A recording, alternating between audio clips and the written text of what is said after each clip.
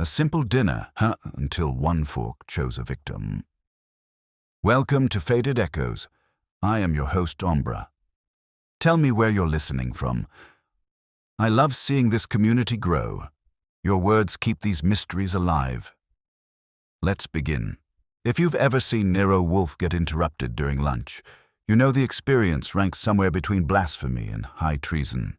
The man treats mealtimes as sacred rites, and Fritz, our in-house chef, as the officiating priest. I've seen Wolfe dismiss a senator, a general, and one unforgettable movie producer, all because they dared to ring the bell while he was halfway through a saddle of lamb. So when the doorbell chimed that Thursday at 1:15 p.m., I did what any loyal underling would do. I ignored it. The second chime, however, was longer, steadier. A confident finger on the button. Somebody with no sense of fear or manners. "Archie." Wolfe's voice floated from the dining room. Deep, unhurried, the kind of tone that could make a riot seem like an inconvenience. "Attend to that. Now, you're on the trout course. Precisely why you must. Whoever it is, they will not desist." He wasn't wrong. The third chime came before I reached the hall. I swung open the door with the kind of flair you reserve for the uninvited. Standing there was a woman who could have been cast for the role of client who ruins lunch. Mid-30s, dressed in an impeccably fitted navy suit, hair tied too tight to be casual, eyes sharp enough to slice conversation. She wasn't flustered, though, the confident type, the kind who walks into a place like Wolfe's brownstone as if it's an office she already owns. "Mr. Wolfe?"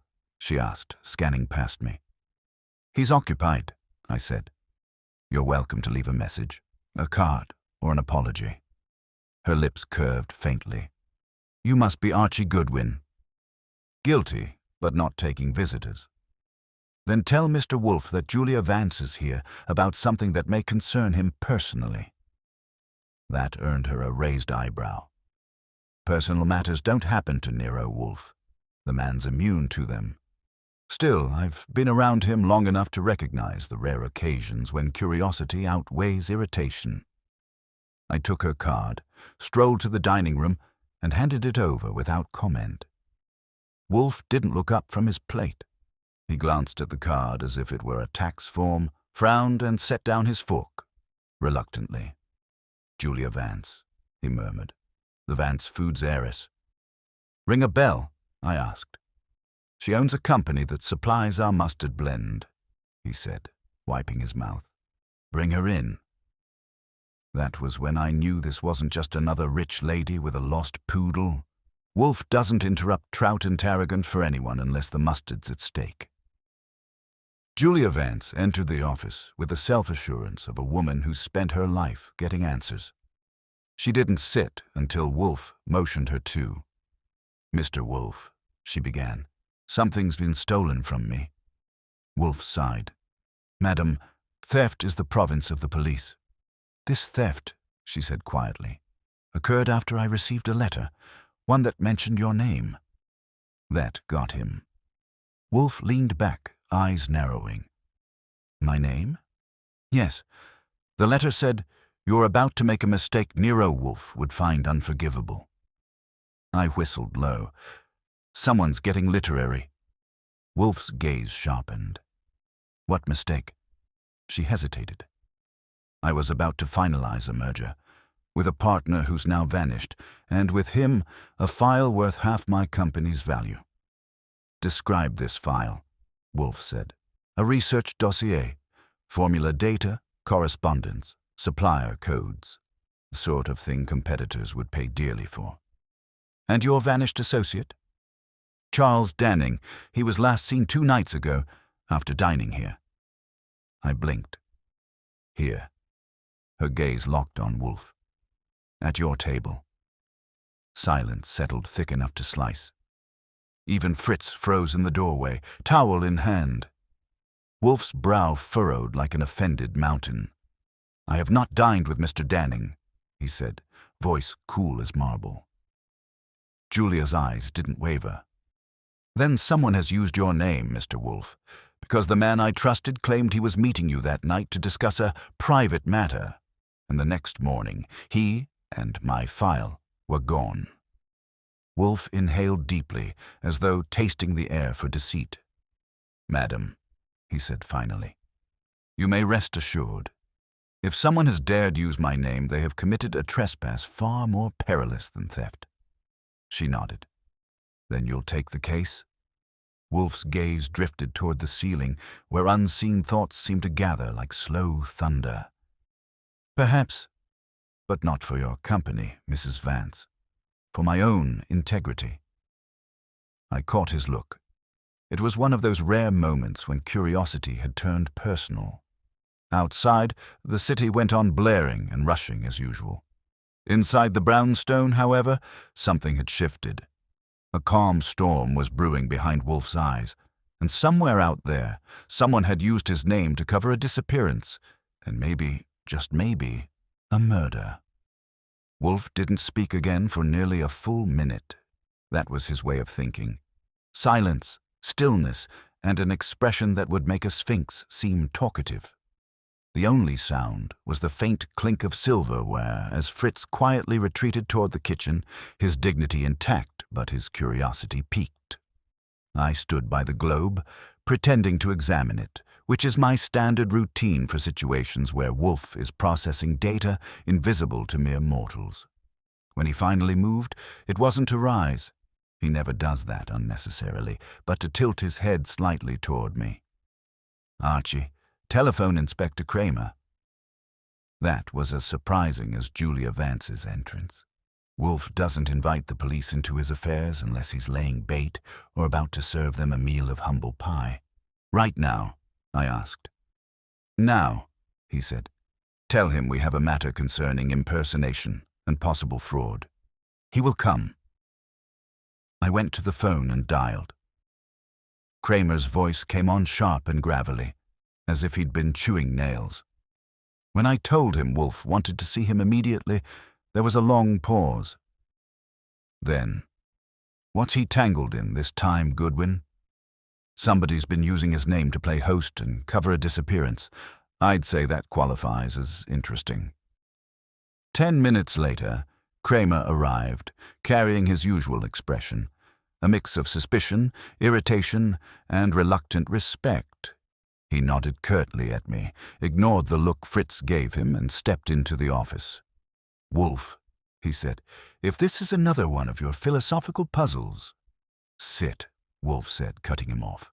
"You will want to hear this." Julia Vance repeated her story, this time more measured, her tone steady but her eyes tight with anger. When she finished, Kramer looked from her to Wolfe.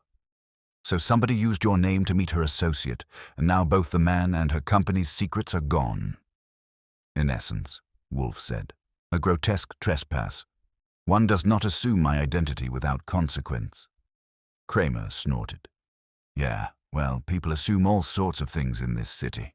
Half the crooks I arrest think they're smarter than me. That's impersonation of intelligence." I grinned, but Wolfe didn't. "Mr. Kramer," Wolfe said, "I wish to know where this Mr. Danning went after leaving the purported meeting in my name. You have the means to trace him?" Kramer frowned. "You think this is more than a corporate grift?" "I think," Wolfe replied, "that an intelligent man does not vanish with proprietary documents unless he has either been induced or eliminated. And whoever invoked my name intended precision, not chance."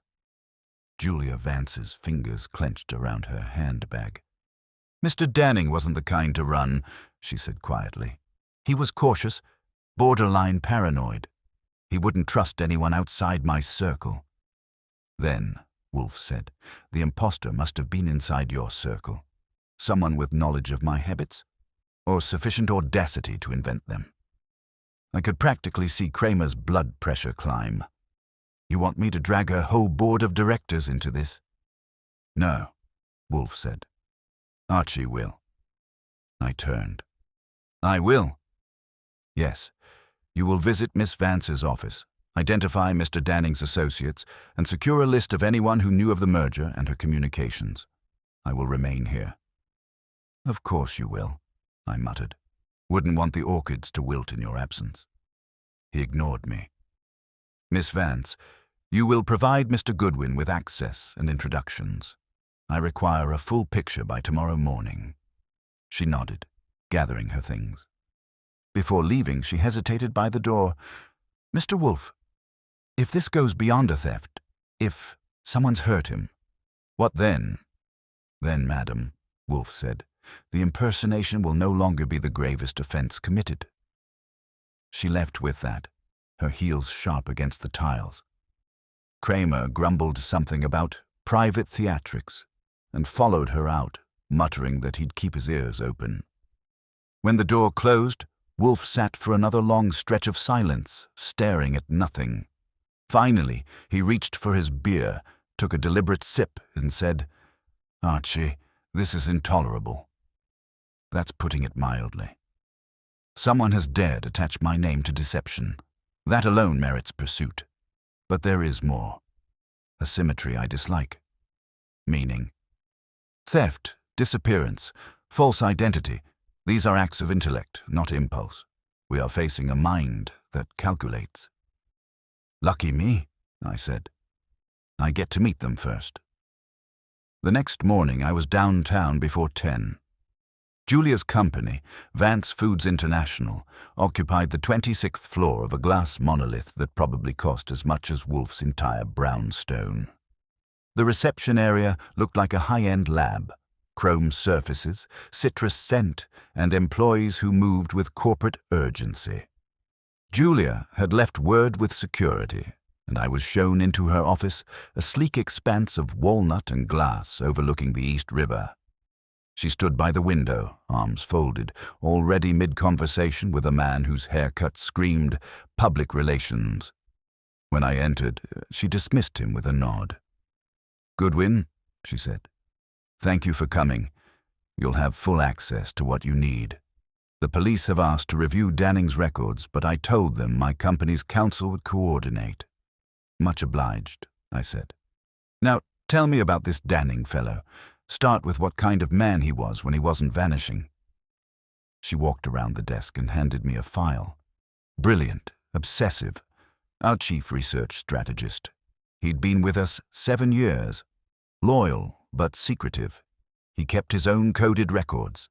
The night he disappeared, he told me he had an appointment with Nero Wolfe to verify something about the merger. Any witnesses? Our chauffeur drove him to 61st Street.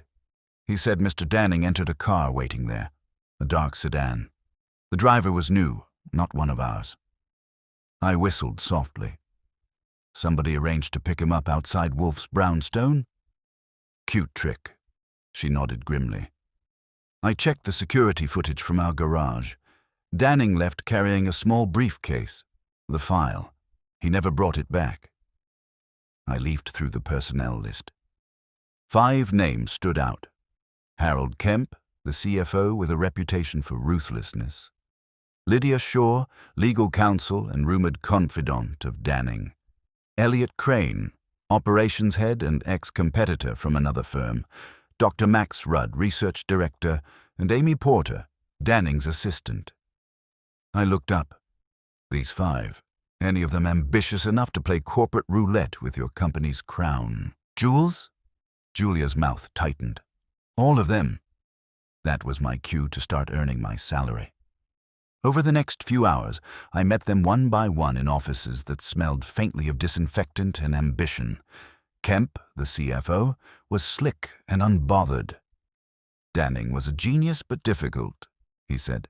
He thought everyone was plotting to undercut him. Maybe he finally outsmarted himself. Lydia Shaw was cooler, lawyer smooth, every word precise. If he met someone pretending to be Wolfe, it was because he wanted to be deceived. He romanticized intellect. He thought the world was one big logic game. Crane was blunt. He was a liability. Half the time he didn't share data. Maybe someone decided to teach him what transparency looks like. Dr. Rudd, on the other hand, fidgeted constantly, adjusting his glasses. I don't know anything, he said too quickly. He was working on formula variants. Sensitive stuff. I stayed out of it. Finally, Amy Porter, Danning's assistant, was pale, nervous, and clutching her notebook like a shield. "He got a call that evening," she whispered. "He said it was from someone calling on behalf of Mr. Wolfe. He looked relieved, almost excited. Then he left." "Did he say what it was about?" She shook her head. "Only that it would end the waiting." I wrote that down. End the waiting. It sounded like something Wolfe would underline twice and circle once. By the time I got back to the brownstone, it was past 6. Wolfe was in his chair, the orchids behind him glowing faintly in the lamplight. I handed over my notes. He read them silently, lips tightening. 5 suspects, all with motive, he said. But only one had the intellect to employ my name with effect. "Which one?" I asked. He looked up, his eyes like dark glass. "We shall find out. Someone has trespassed, both on Miss Vance's enterprise and on my identity, and I assure you, Archie, I will not rest until that trespass is corrected." He leaned back, closed his eyes, and added, almost softly, "No man steals from me, even my name, without consequence." Dinner that night was veal in saffron cream, but the flavor was wasted on both of us. For Wolfe, appetite had given way to calculation, and for me, well, I had a feeling the next person I interviewed might not still be alive to talk. The next morning began gray and slow, the kind of damp New York day that makes even the air feel skeptical.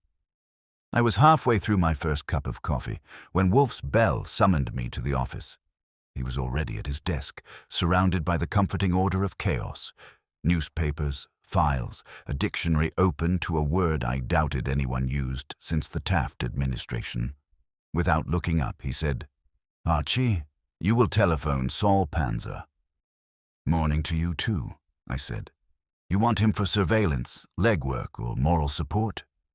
"Observation," Wolfe said. "The efficient kind. I want Mr. Danning's residence watched, as well as the Vance Foods building. Discretion, no intrusion. He will report every person attempting entry to Danning's apartment, or showing undue interest in Miss Vance's offices." "Got it. You think our missing strategist is still around?" "I think," Wolfe replied, "that absence is not equivalent to disappearance. It is merely relocation. Sometimes self-imposed, sometimes not. Translation, you don't know yet."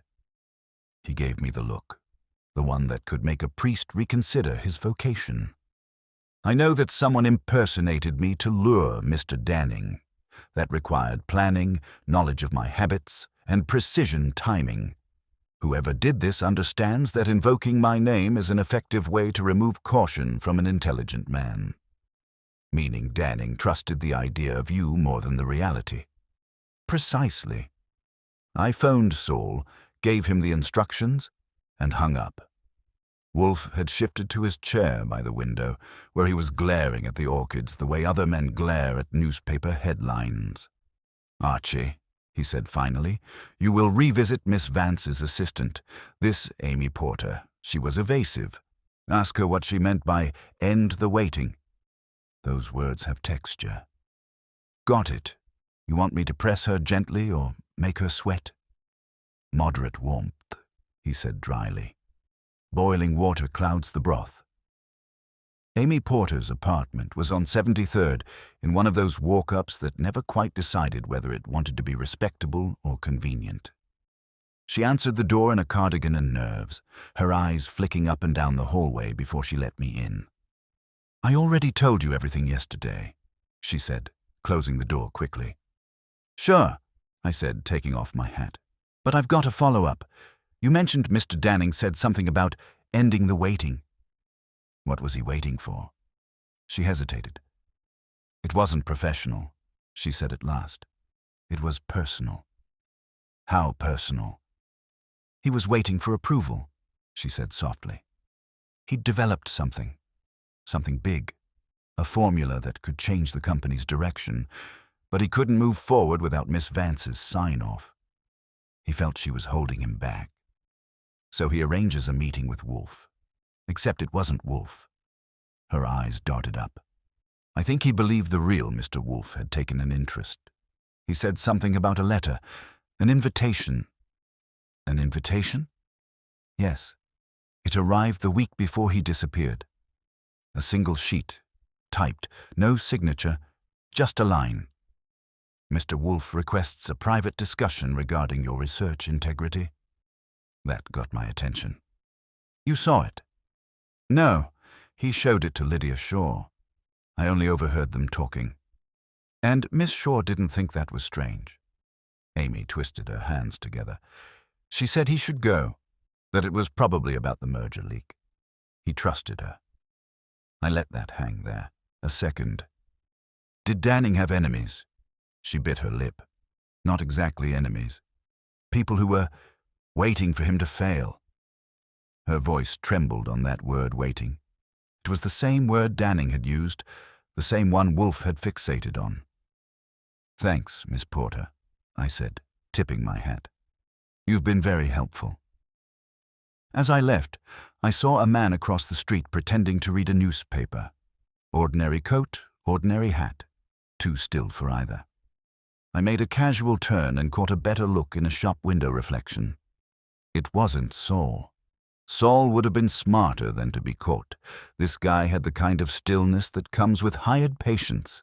I walked 2 more blocks, turned a corner, and doubled back through an alley.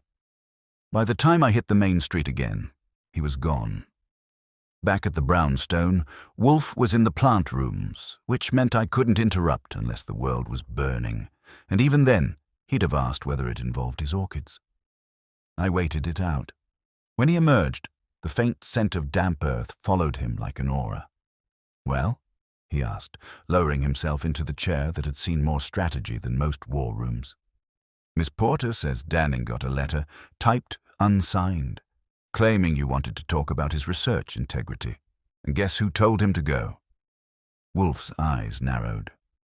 Lydia Shaw. Right. The lawyer with diction sharp enough to cut marble. She's our connection. He nodded slowly. Miss Shaw knew Danning's vulnerabilities. She encouraged him to attend a meeting under false pretenses. It suggests complicity or manipulation.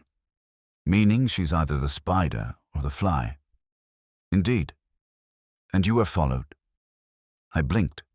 How? He waved a hand. You are alive. That implies you noticed. I assumed as much. Describe him. Medium build, grey coat, cautious. Too careful to be a random tale. Might have been corporate security. Might have been hired. Likely the latter, Wolfe said. Miss Vance's rivals are not without means. The theft may already have changed hands. I lit a cigarette and exhaled slowly. You think Danning's dead? I think he's absent, Wolfe said. The distinction is critical. Death is final. Absence can still be leveraged. Meaning you think someone's keeping him alive? If the file he carried was valuable enough to steal, it is valuable enough to preserve its creator, until the thief understands it. That thought sat between us like an uninvited guest. Wolfe reached for his beer and drank in silence. Archie, he said after a while, you will invite Miss Shaw here this evening.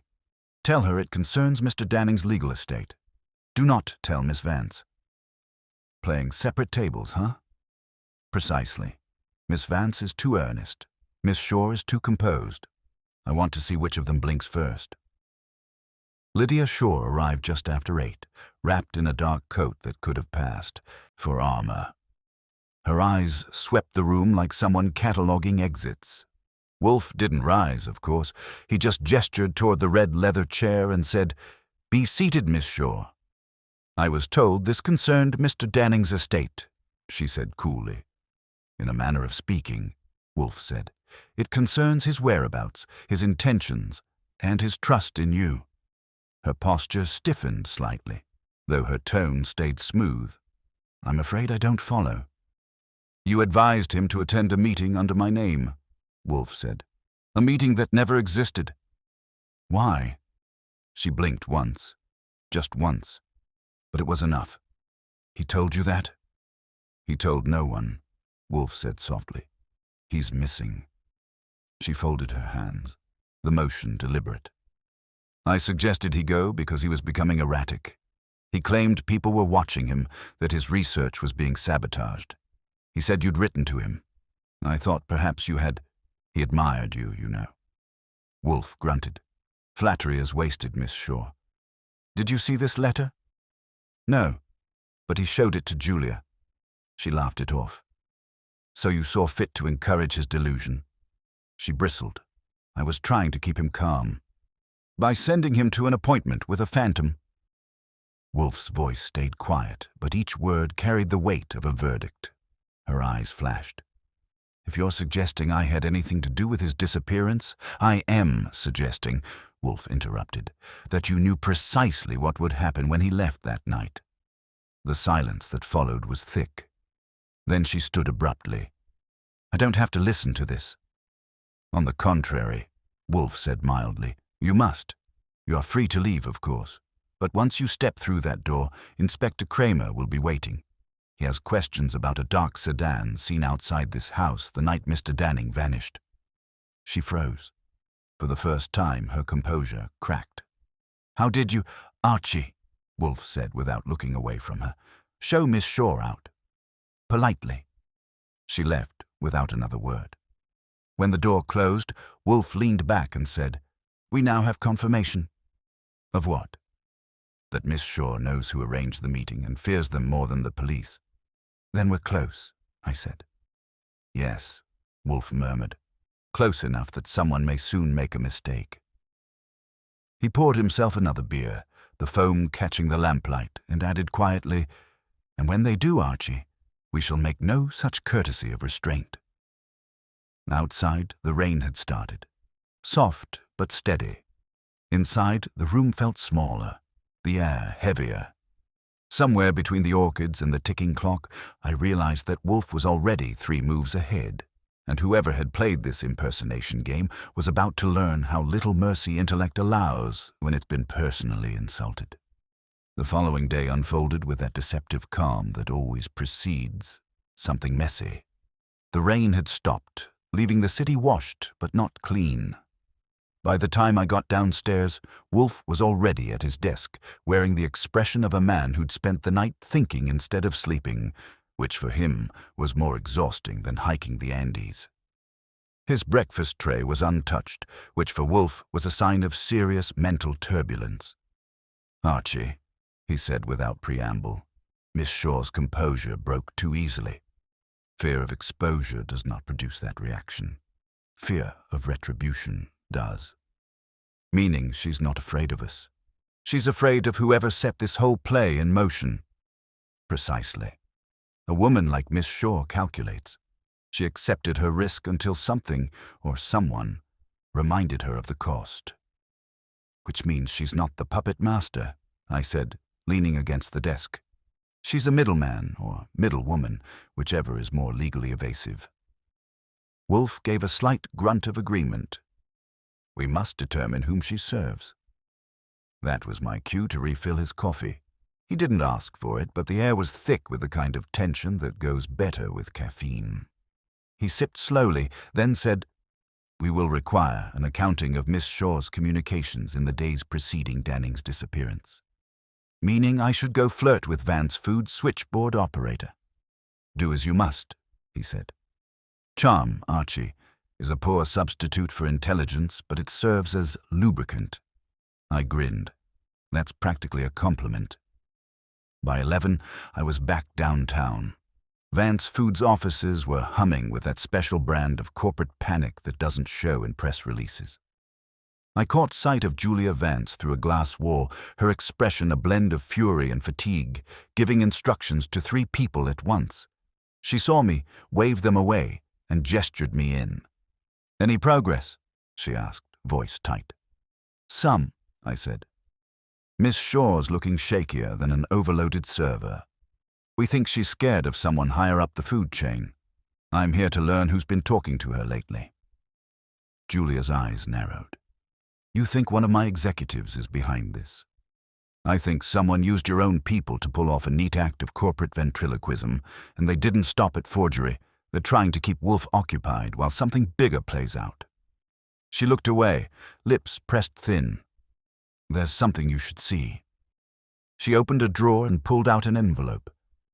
This came this morning, addressed to me personally. I took it carefully. The envelope was creamstock, thick, expensive. Inside was a single sheet of paper with neatly typed words. You've involved Nero Wolfe. That was unwise. Withdraw your cooperation. This is your only warning. No signature. Just that clean, precise typeface again. Well, I said, somebody's got a flair for drama. Same machine as the letter sent to Danning? I don't know. But the wording feels similar. I folded the paper and slipped it into my inside pocket. Wolfe's gonna love this. On my way out, I made a casual detour past the receptionist desk. The operator on duty was a brunette with the weary charm of someone who's heard every lie twice before. I leaned on the counter. Morning. Archie Goodwin, Private Investigations. She raised a brow. Sounds glamorous. Mostly coffee and conversation, I said. Speaking of which, I need to know if Lydia Shaw made or received any unusual calls last week, preferably before Tuesday night. She glanced around, then lowered her voice. We keep call logs for billing. Miss Shaw had a few long ones after hours, one to a private number, unlisted. You have it? Not supposed to share. I slipped her one of Wolfe's engraved cards.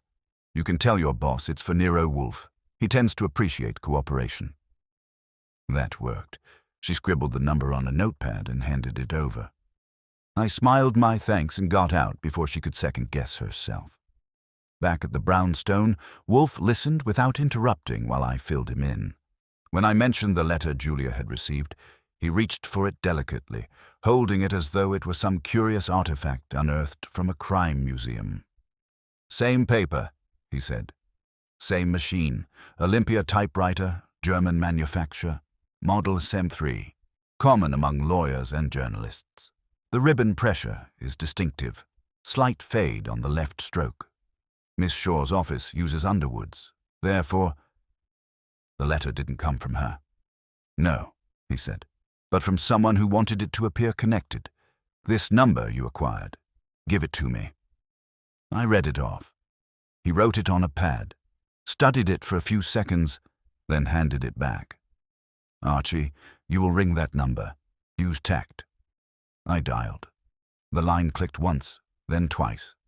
A woman's voice came through. Smooth, cool, professional. Redding Investments. I covered the receiver. Corporate finance firm, I whispered. Wolfe's eyebrows went up a fraction. Ask for the principal. Who should I say is calling? I asked her. Mr. Wolfe, he said. I relayed that. The line went silent for 3 beats, then a man's voice replaced hers, deep, controlled, with the kind of polished tone you usually hear from people who think they can out-talk the law. This is Howard Redding. How may I assist? Mr. Redding, Wolfe said, taking the receiver. This is Nero Wolfe. I am investigating a rather disagreeable matter involving your firm's recent communications with Miss Lydia Shaw. Ah, Redding said after a pause. I'm afraid I can't discuss client matters. Of course you can, Wolfe said mildly. You simply choose not to. That is your prerogative. However, if you were to tell me that you had no dealings with Miss Shaw, that would be another matter. One easily verifiable. A longer pause. You're implying something improper. I'm stating something factual. A man named Charles Danning has vanished. Your firm was in contact with his company's counsel immediately before the event. If you value discretion, you will provide me the nature of that contact before the police request it, less politely. Redding sighed. Miss Shaw approached us regarding an acquisition. Quiet, preliminary. She wanted to discuss transitioning intellectual property assets in anticipation of a merger collapse. In other words, Wolfe said, she was preparing to sell what she expected to lose. Redding hesitated. We never formalized anything. She said she needed confirmation from Mr. Danning. Then she went silent. Thank you, Mr. Redding, Wolfe said. You've been helpful, albeit involuntarily. He hung up. I whistled. So Miss Shore was lining up buyers before Danning even disappeared. Yes, Wolfe said, which makes her an accomplice, but not the architect. She lacks the imagination to impersonate me. Someone else supplied both the letter and the opportunity. He leaned back, eyes half closed. Archie, arrange another appointment with Miss Vance. This time ensure she brings her chief financial officer, Mr. Kemp. The slick one with the charm of a lizard? What for? Because, my dear Archie, he's the only one who benefits from chaos. The others fear loss. He profits by it. When Julia and Kemp arrived that evening, the tension could have been sliced and served cold. Wolfe greeted them with courtesy that felt more like an indictment. Kemp took the red chair with the confidence of a man who thought charm could disarm dynamite. Mr. Kemp, Wolfe began, your firm was preparing for a merger that would have consolidated research, production, and financial oversight. A lucrative shift for whoever controlled the assets. That's business, Kemp said smoothly. Risk and reward. Indeed. But theft is not risk, it is expedience. You stand to inherit Danning's patents and Miss Vance's trust if the merger collapses. It was convenient then that Danning disappeared with the only file capable of verifying his ownership. Kemp's smile thinned. Are you accusing me of kidnapping, Mr. Wolfe? I accuse you of poor foresight, Wolfe said. The man who impersonated me used my name to draw Danning into a trap. Only someone within your organization knew of Danning's admiration for my work and had access to his schedule. Miss Shore had the information. You had the motive. Kemp leaned forward. You have no proof. Not yet, Wolfe said calmly, but I soon will. Julia turned sharply. Harold, is this true? Kemp rose, adjusting his cuffs. Miss Vance, I think it's time I consult my attorney. He walked out without another word. Wolfe watched him go, his face unreadable. When the door closed, Julia turned to Tornad, Wolfe, pale and shaking. If he's behind this, he is not alone, Wolfe said. He has assistance, and that assistance fears exposure. Archie, tomorrow morning you will visit Saul. We shall set a snare. I nodded. What kind? The kind, Wolfe said softly, that tempts a guilty man to reach for safety and find my hand instead. As she left, Julia's face was a mixture of relief and dread. Wolfe leaned back, his eyes half shut, the beer untouched beside him. Archie, he murmured, we have disturbed the hive. Now we shall see who stings first. Outside, the city lights burned through the mist. Inside, Wolfe sat immovable as ever, plotting justice in silence, his mind already tightening the web. And somewhere out there, a man named Harold Kemp was deciding whether to run or to fight a war of intellect with the one man in New York guaranteed to win it. Morning came too soon, or maybe it just felt that way because I'd spent half the night running scenarios through my head. Wolfe hadn't said much after Julia and Kemp left, but the silence itself had been heavy, like a courtroom waiting for the verdict. He'd sat there in his chair, eyes half closed, breathing slow, as if meditating on the taste of betrayal. I've seen that look before, and it always meant the same thing. The storm hadn't arrived yet, but it was forming over the East River. By the time I made it down to breakfast, Fritz was already fussing over Wolfe's plate, and Wolfe was already fussing over Fritz's methods. When the table was finally deemed worthy of occupation, Wolfe motioned me to sit. Archie, he said between bites of omelette, has Saul reported? Not yet. He was watching Danning's place overnight in the Vance building. I told him to call the minute anything twitched. Good, Wolfe said. When he does, note every detail. A small inconsistency will be the key. They always are. That sounded promising, but before I could ask what inconsistency he was hoping for, the phone rang. I took the call. Saul's voice came low and flat, which meant something had happened. "Morning, Archie. You're not going to like this." "I rarely do. What have we got?" Danning's apartment got visitors. 2 men, early 30s, one thin, one built like a safe. They were in there 10 minutes. Came out empty-handed except for a folded envelope. I followed them to the East 40s, a garage behind a print shop. They parked, went inside, and haven't come out yet. Got a name on the shop? Hudson Type and Press. Not exactly a coincidence, huh? "Nope," I said. "Stay put. Don't move until I tell you." I hung up and turned to Wolfe, who'd been listening closely. His eyes opened a little wider, alert but not surprised. "A print shop," he murmured. "Appropriate, considering the letters. You think our imposter's been cranking out invitations on the same press?" "It would be efficient," Wolfe said. "And efficiency, Archie, is the virtue of villains with intellect." I grabbed my hat. "Guess I'll go take a look. You staying here to commune with your orchids?" "I must. Their needs are not subordinate to yours. However, bring Mr. Panzer a camera. Photograph what he finds. Do not be seen." "Understood." By 10, I was across from the print shop, nursing a bad coffee and watching Saul through the reflection in the diner window. The place was nondescript. Grey brick, faded sign, single delivery door. The kind of business nobody notices unless it's their bill on the counter. After 20 minutes, one of Saul's targets emerged, the thin guy, holding a briefcase. He locked the door, glanced up and down the street, and started walking toward 2nd Avenue. Saul gave me a small signal. I paid my check, slipped out, and followed the man for 3 blocks until he ducked into a narrow building that looked like offices for rent.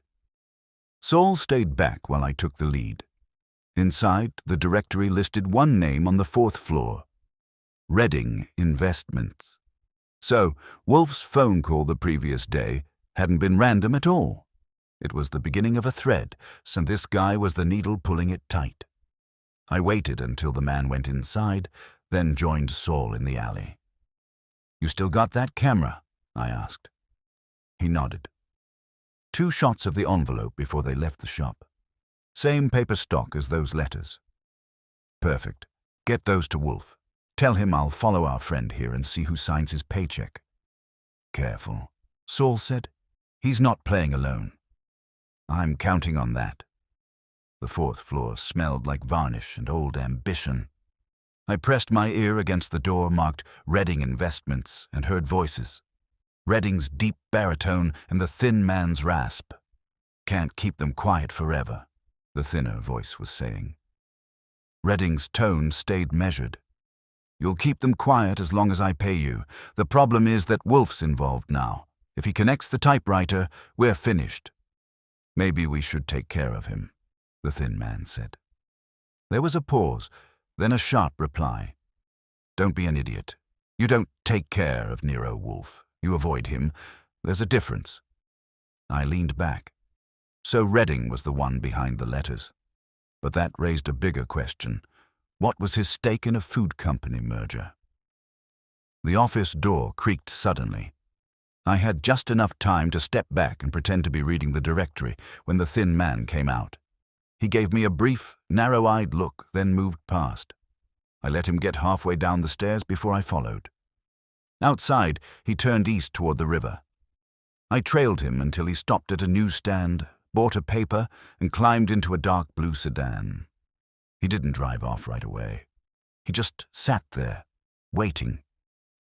A minute later, another figure approached, a woman in a grey coat and a wide-brimmed hat. She got into the passenger side. When the door shut, I got a clean look at her face through the windshield reflection. Lydia Shaw. They drove off together. By the time I got back to the brownstone, Wolfe had already examined Saul's photographs. They were spread out across his desk, weighted by a paper knife and a bottle of imported beer. "Excellent," Wolfe said as I came in. You followed the courier? To Reading Investments. Then he met with Lydia Shaw. They're in it together, no question. He nodded once as if confirming an internal hypothesis.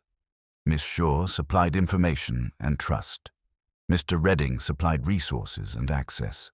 Together they orchestrated the impersonation, Reading to profit from the theft, Miss Shaw to conceal her prior duplicity. Then where does Kemp fit in? Ah, Wolfe said. Kemp is the broker, the facilitator. The sale of Miss Vance's formulas would require internal validation. Only he could falsify such records without suspicion. Their plan was elegant until greed spoiled it. I sat down. Greed? They overreached. Using my name added unnecessary complexity. It lent the plan false authority, but also left a signature. They thought it would make Danning compliant. It did. It also made me interested. The phone rang again. Fritz answered, then brought it to Wolfe. For you, sir, Mr. Panzer. Wolfe took the receiver. Yes, Saul? He listened for a while, his face hardening. I see. No. Stay where you are. Inform Mr. Goodwin. He hung up slowly, then looked at me. Danning's briefcase was found. Where? In the Hudson River. Empty. That hit harder than it should have. Not because of the briefcase, but because it meant Danning might not be far from it. Wolfe spoke softly. The current has brought us to the inevitable juncture. They believe the evidence is gone. And it isn't. It never is, Wolfe said, because they underestimate the permanence of their own mistakes. He leaned forward, the big hands folding together like a verdict being sealed.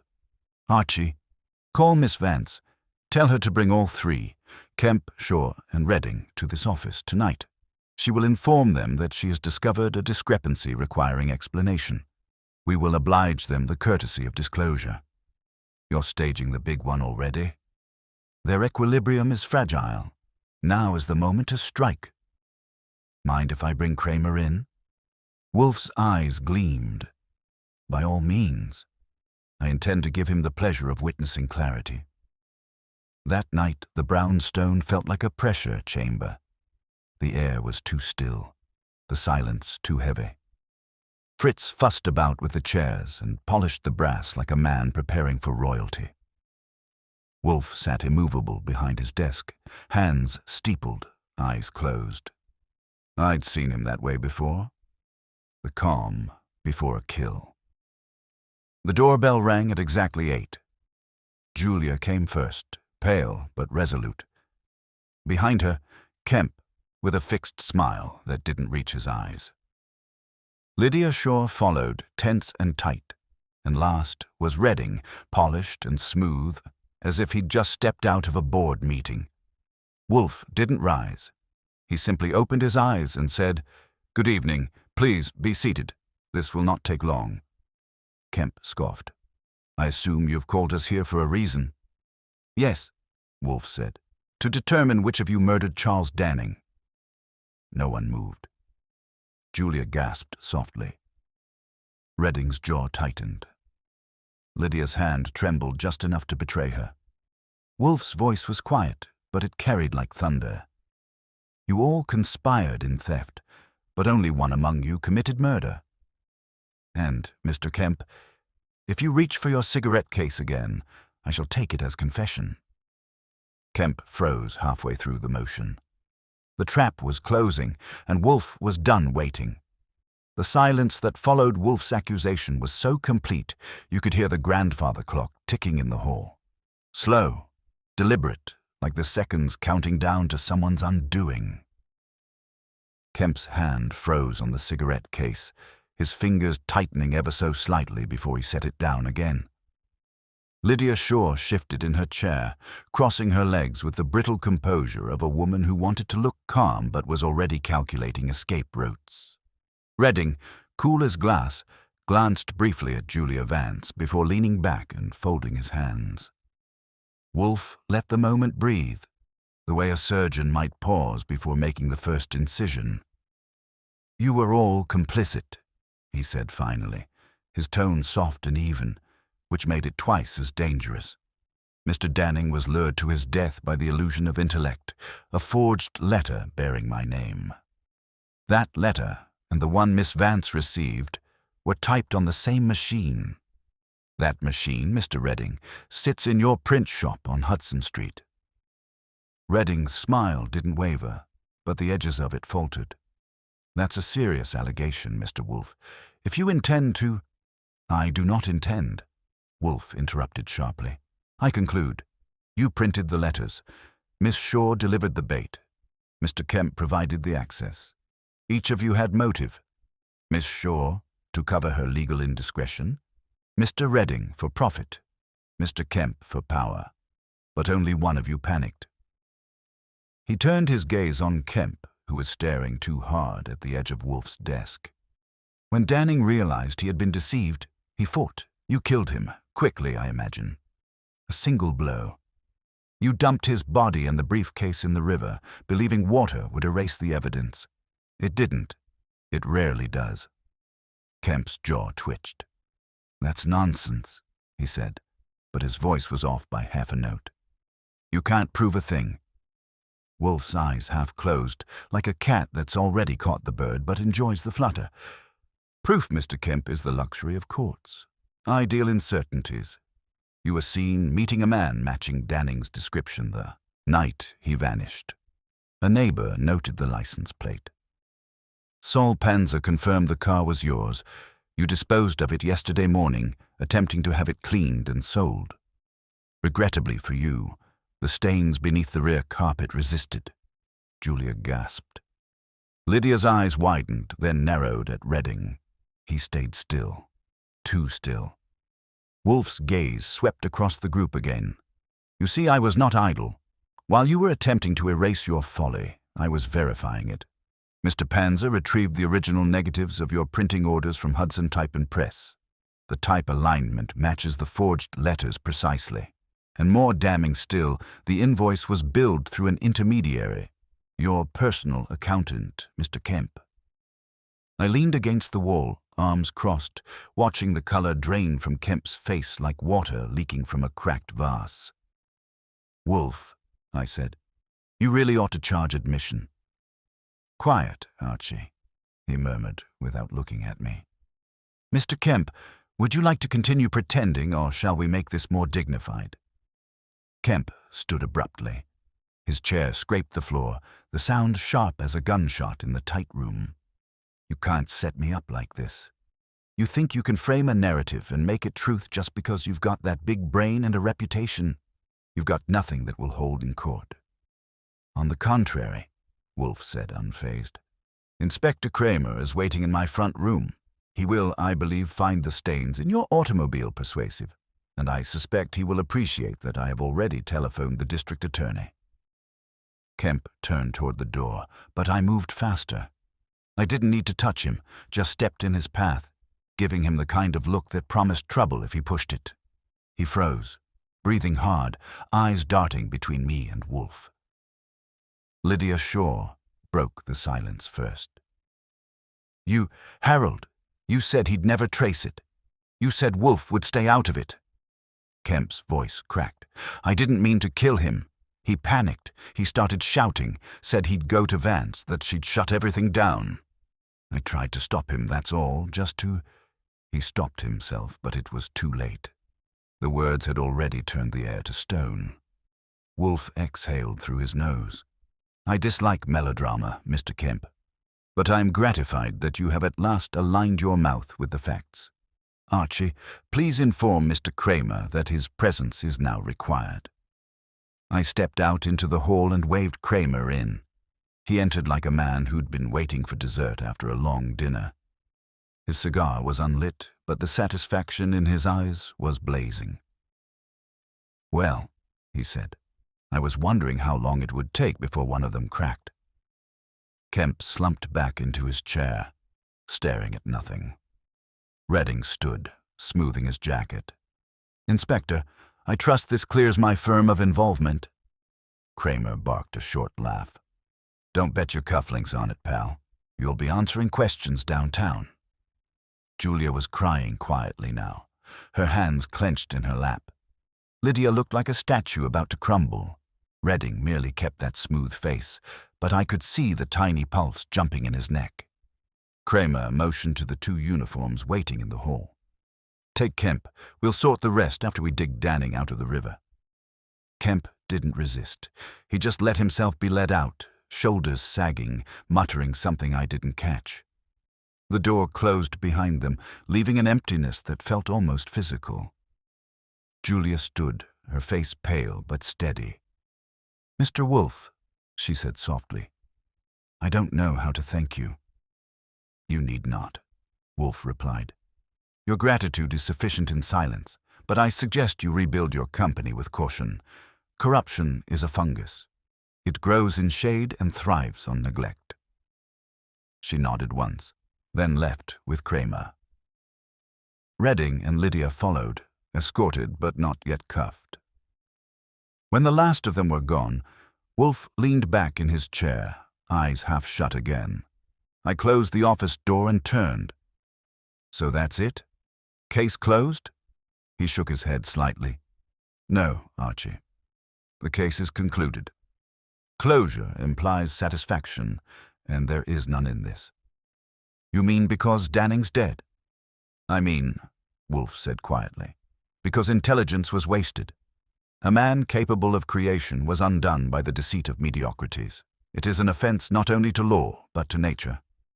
He reached for his beer and took a long, deliberate sip. "Fritz will serve dinner at 8.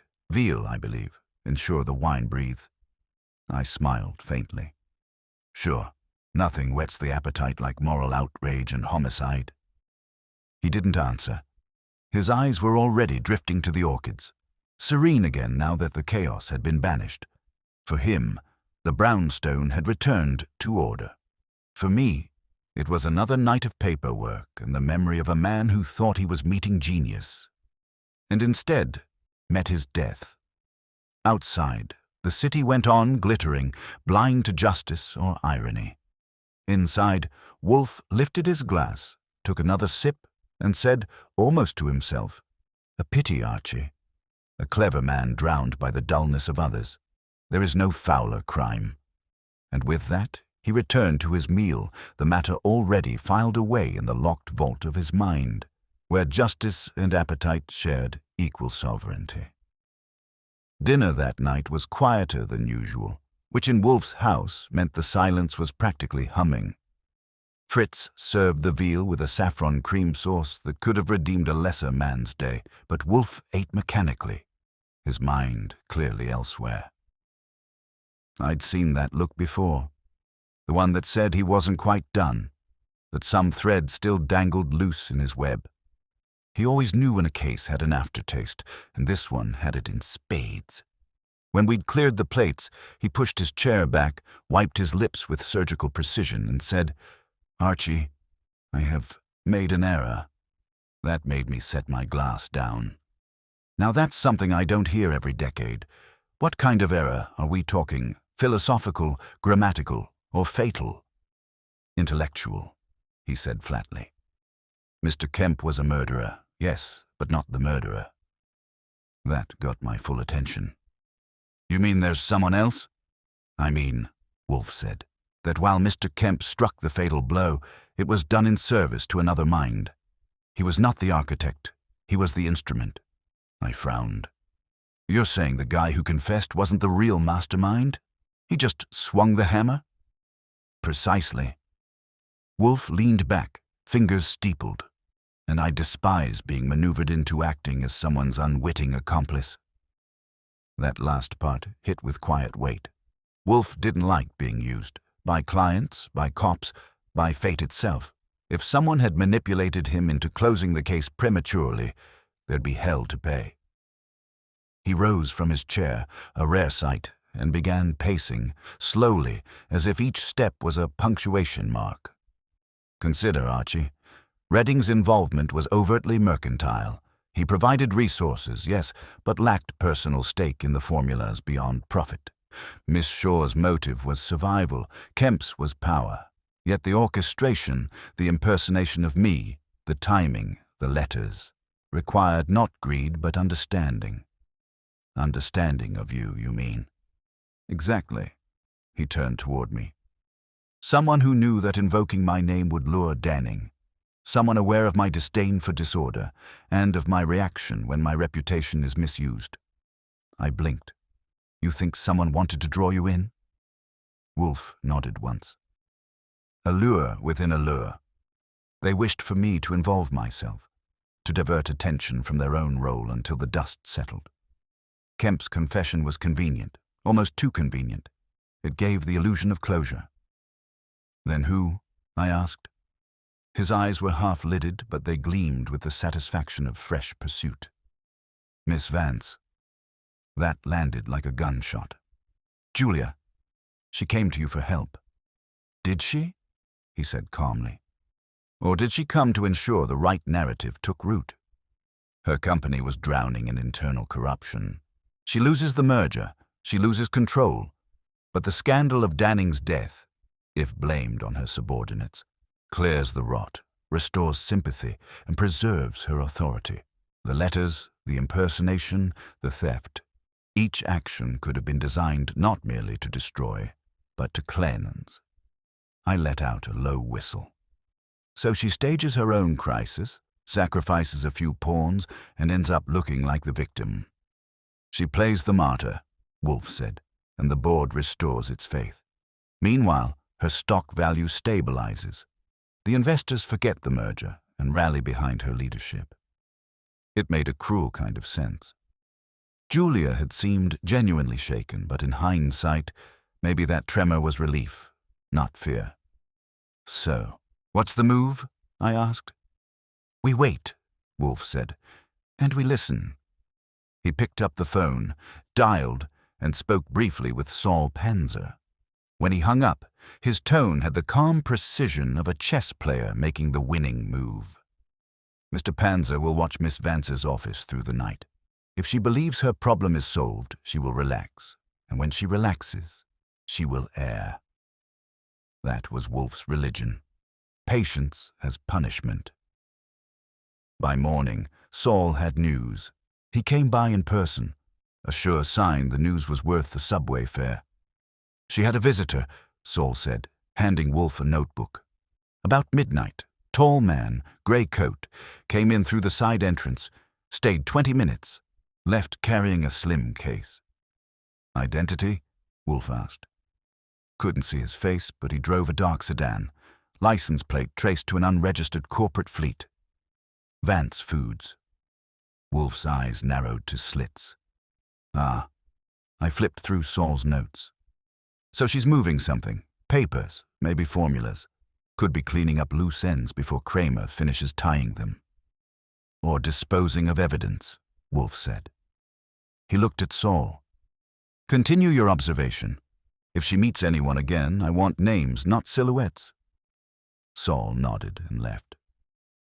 For the rest of the morning, Wolfe said nothing. He sat surrounded by his orchids, motionless except for the slow rise and fall of his breathing. I knew better than to interrupt that kind of silence. It wasn't inaction, it was incubation. By late afternoon the phone rang again. This time it was Kramer, and his tone was as pleasant as a bear trap. Wolfe, you'll want to hear this.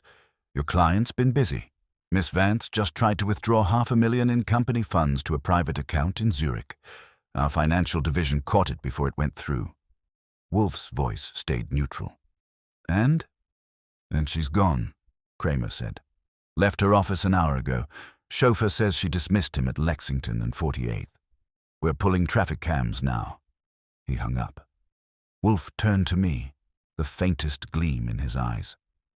Archie, it appears Miss Vance has mistaken resolution for escape. Fetch the car. I thought you didn't leave the brownstone for anything short of an earthquake. This qualifies, he said curtly. Fritz nearly dropped a dish when Wolfe emerged from his chair wearing his great brown overcoat. He didn't hurry. Wolfe never hurried. But there was a coiled urgency in every movement. I drove, of course, while he sat silently beside me, his eyes closed, head tilted slightly as if he were listening to some internal rhythm the city couldn't hear. We trailed the last reported direction of Julia's route eastward, scanning for her car. Wolfe had told me to think like her. She is practical, not impulsive. She will seek control, not concealment. That meant somewhere private but secure. Somewhere she could dictate the terms of her next move. 10, Tantand. Blocks later, we found her. The grey Bentley was parked half a street down from the East River docks, near a row of abandoned warehouses. I killed the engine. "She's here," I said. Wolfe opened his eyes, calm as ever. "Then let us conclude this unpleasantness." We stepped into the drizzle, our footsteps echoing in the emptiness. Julia was there, standing by the river railing, a slim case at her feet. Her posture was rigid, proud, but her eyes gave her away. They weren't shocked to see us. "Mr. Wolfe," she said quietly. "You're earlier than I expected." "I am often early," Wolfe replied. "It spares me the distaste of seeing others flee." She smiled faintly, tiredly. "So you've figured it out?" "Yes," Wolfe said. "You orchestrated the theft, hired Redding through intermediaries, manipulated Miss Shore's loyalty, and allowed Kemp to become the scapegoat. You needed a villain to purge your company's corruption, and you required me to authenticate the illusion of justice." Her eyes shimmered with defiance. "You think I meant for Danning to die?" "I think," Wolfe said, "you meant for him to disappear. Death was merely the byproduct of your arithmetic. And now, like all arithmeticians, you are left with remainder, your conscience." She looked away toward the river. "You talk about conscience, Mr. Wolfe. But what about preservation? You think my father's legacy was built on mercy. Men like Danning, men like Kemp, they were eating the company alive. I had to cut before it rotted completely." "Ah," Wolfe murmured. "You rationalize necessity as virtue. It is a common ailment among the ambitious." The wind off the river whipped her hair, but she didn't move. "You'll tell the police?" "I already have," he said. "Inspector Kramer will arrive shortly. I advised him to approach quietly." For the first time, her composure cracked. "You called him?" "Of course." Wolfe's tone was almost pitying. "You thought I would shield you because your crime was tidy. But deception, madam, is the one indulgence I do not forgive." She closed her eyes for a moment, then nodded once. "I suppose I deserve that." From the street behind us came the slow roll of an approaching car. Kramer's voice echoed through the damp air. "Julia Vance, stay where you are." She didn't run. She simply turned, hands raised, expression unreadable. The officers cuffed her gently, almost respectfully. As they led her past us, she met Wolfe's gaze. "You're right," she said softly. "Justice and ambition don't mix." "No," Wolfe replied. "But they often dine together, until one poisons the other." Kramer gave Wolfe a look halfway between awe and irritation. "You always have to get poetic, don't you?" Wolfe didn't answer. He simply turned and walked back to the car, his coat flaring slightly with each step. When we got in, he sighed. Long, deliberate, final. "Archie, I have an appetite again." "I'll tell Fritz to keep the veal warm," I said. "Not veal," Wolfe murmured, eyes half closed as the city lights slid by. "Perhaps trout. Something delicate. After all, this was a crude business. It deserves a civilized ending." And with that, the great detective of West 35th Street settled back into silence, his world restored, the case closed, not by force, not by fury, but by the relentless gravity of logic pulling every deception back to its source. The next morning, the brownstone was still, the kind of stillness that only happens after justice has been served, or at least officially recorded. Fritz hummed faintly from the kitchen, the smell of cinnamon and butter already drifting through the air, and somewhere above, the orchids were probably basking in the same quiet satisfaction that Wolfe wore like an invisible robe. He'd eaten breakfast later than usual, which for him was the human equivalent of celebrating. I was at my desk sorting through notes, half-heartedly writing up the statement Kramer had demanded for the file, when Wolfe cleared his throat. That was the signal. There was more coming. "Archie," he said, not looking up from the book he was pretending to read, "we are not quite done." I stopped writing. "I figured as much. You've got that postscript look again. What is it this time?" Julia confessed. "Kramer's happy. The newspapers are thrilled, and even Fritz didn't complain about the police tracking mud into the foyers." Wolfe set the book aside. "Do you recall the slim case Miss Vance had with her when we found her by the river?" "Sure. Kramer logged it as evidence. I saw one of his men take it." "Yes," Wolfe said slowly. "And it has not been listed among the items recovered from her arrest." That got my attention. "You're saying it disappeared?"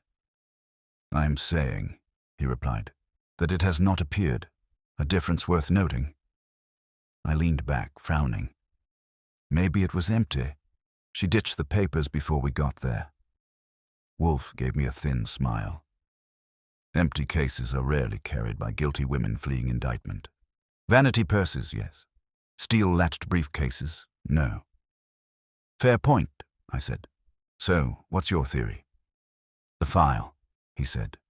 "The original research dossier. I suspect it was not destroyed." "But she had every reason to. Why keep it?" Wolfe's eyes closed halfway, the way they do when he's savoring his own deductions. "Because she was not done negotiating. Julia Vance was many things. A manipulator, a strategist, but not a fool. She anticipated capture, perhaps even intended it. She carried that case as leverage, insurance against complete ruin. So what? She planned to trade it." "Precisely. But she misjudged time." That was when the phone rang. Fritz answered, then called into the office. "Inspector Kramer for you, Mr. Wolfe." Wolfe motioned for the line. "Yes, Inspector?" He listened for a long moment, his expression unreadable.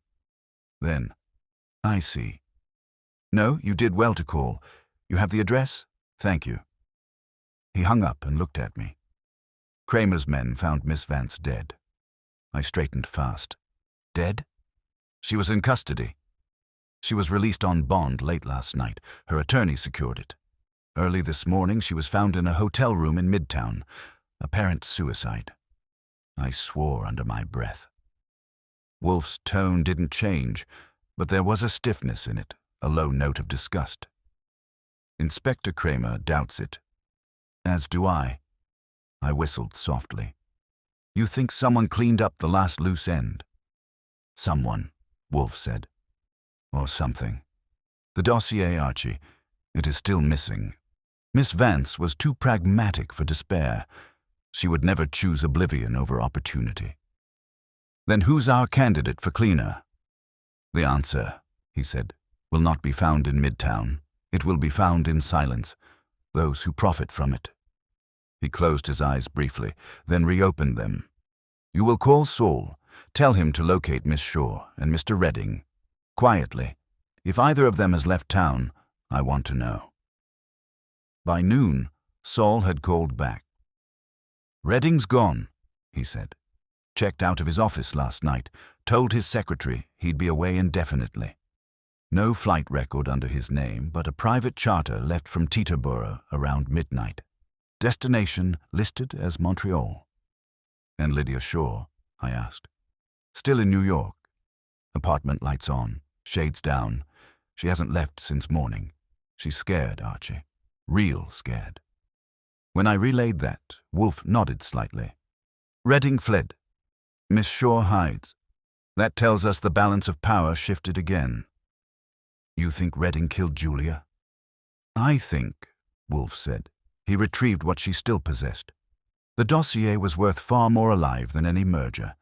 Its contents likely contained a formula capable of revolutionizing their industry. Whoever held it controlled the future of Vance Foods." He leaned forward slightly. "But Redding was never one for patience. He is a broker, not a keeper. He will attempt to sell it, and that act will expose him. Then we just wait?" "Not entirely." Wolfe's eyes narrowed. I have bait of my own." He dictated a brief statement for the afternoon edition of the Gazette. It read, "Sources close to the Wolfe investigation suggest the missing Vance dossier has been located and will be presented to police within 24 hours. I raised an eyebrow when I finished typing it. That's not exactly true. "It need not be," Wolfe said mildly. "It merely needs to be irresistible." By evening, the phone rang again. This time it was Saul, breath slightly quickened. He bit. "Redding just checked into a private suite at the Belmont on 52nd. Met with a man from a Canadian biotech firm. They're still upstairs." "Keep him there," I said. "Where?" "Coming." When we arrived, Kramer was waiting outside the Belmont's front entrance, flanked by 2 detectives and looking like he'd been dragged out of dinner. "Wolfe," he said, "I hope this isn't another one of your stunts." "It is always a stunt, Inspector," Wolfe said dryly. "But this one concludes the performance." We took the elevator up. The suite door opened before we knocked. A nervous concierge, muttering apologies. Inside, Redding stood near the bar, half-turned, one hand still on a briefcase. Across from him, the Canadian buyer, a sharp-dressed man with an expression that had lost its enthusiasm. 2 uniformed officers had beaten us there, weapons raised. Kramer stepped forward. "Howard Redding, you're under arrest for conspiracy, obstruction, and whatever else Wolfe's about to list." Redding turned, face pale but steady. "You can't prove I killed anyone." Wolfe's voice carried calmly across the room. "No need. Miss Vance's autopsy will show barbiturate levels far too precise for desperation. You administered the dose yourself before leaving her hotel. The same hotel where you rented a second room, under a false name, with the typewriter from Hudson Press in the closet." Redding blinked, and for the first time, something cracked behind his composure. "You couldn't know that." "I could," Wolfe said. "Saul Panzer retrieved the typewriter this afternoon." Kramer's grin could have lit a cigar. "You really don't learn, do you?" Redding's shoulders sagged. "I never touched her. She wanted to end it. I only retrieved your property," Wolfe finished.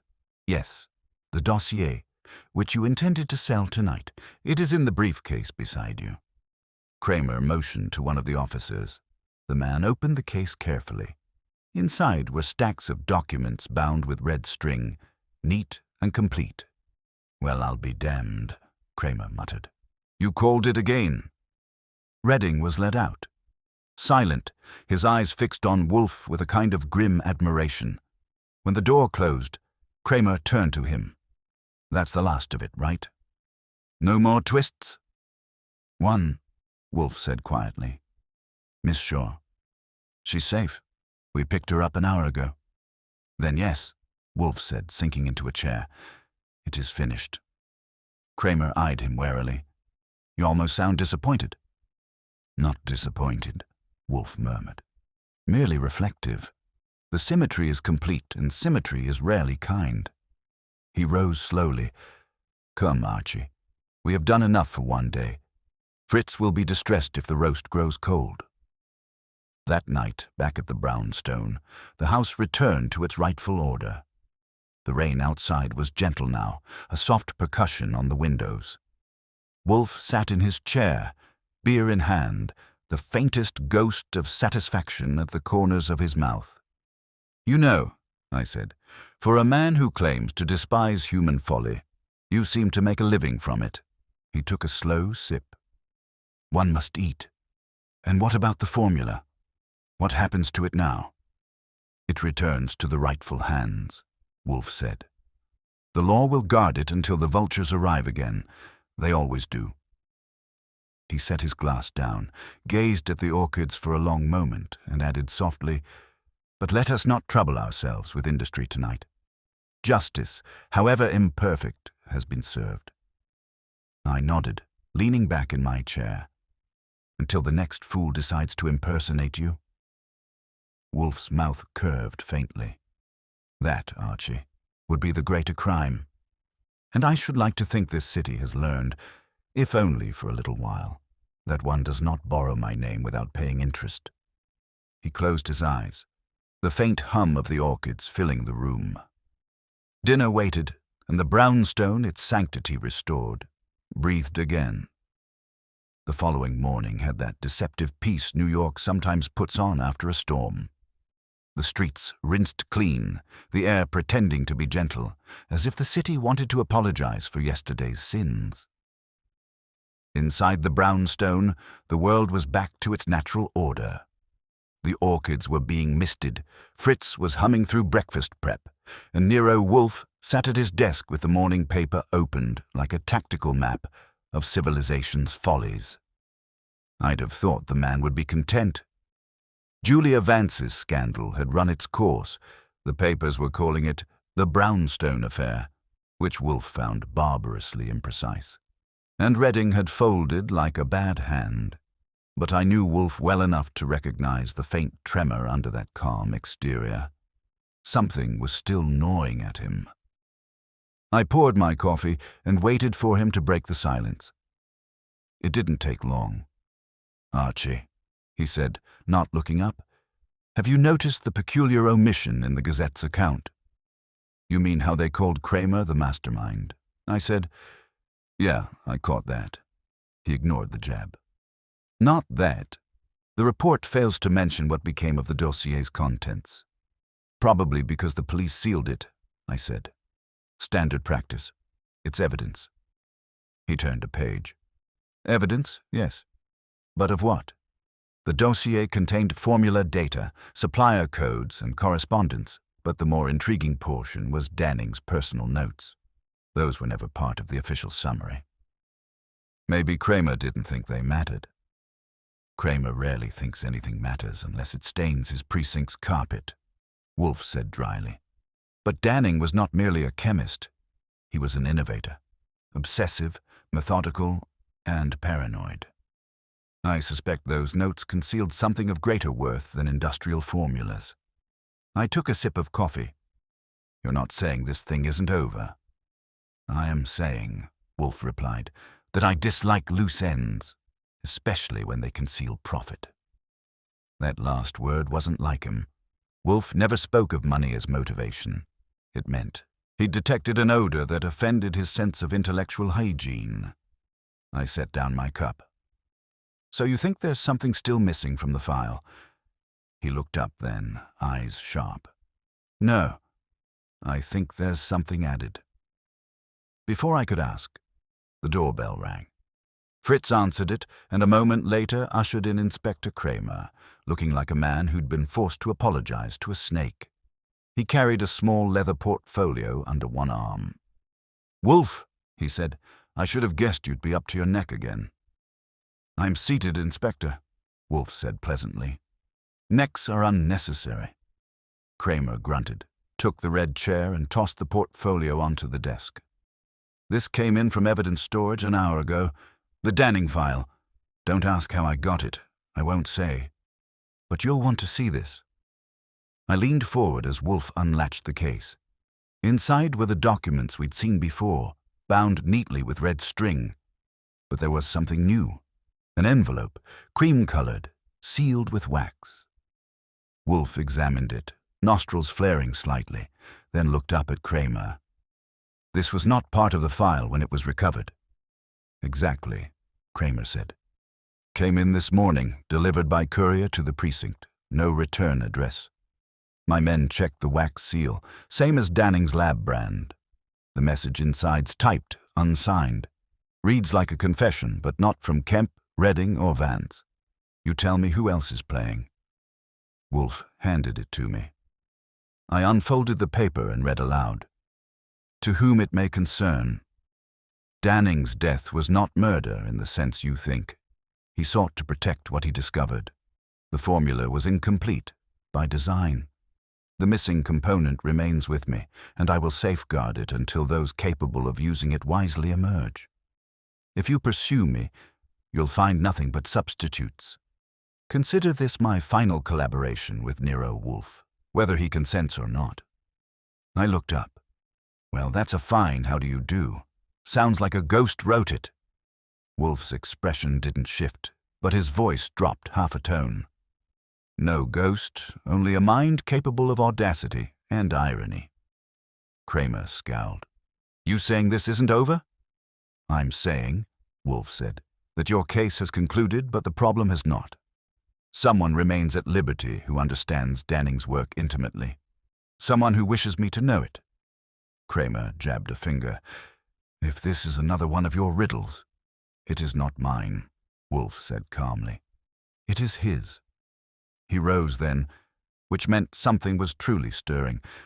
Archie, take a note. We will require a list of everyone who handled Danning's research in the last 6 months. Secretaries, technicians, lab partners, clerks, anyone who had access to his workspace. Kramer muttered, You planning to do my job now? I plan to complete mine, Wolfe said. You have your confession.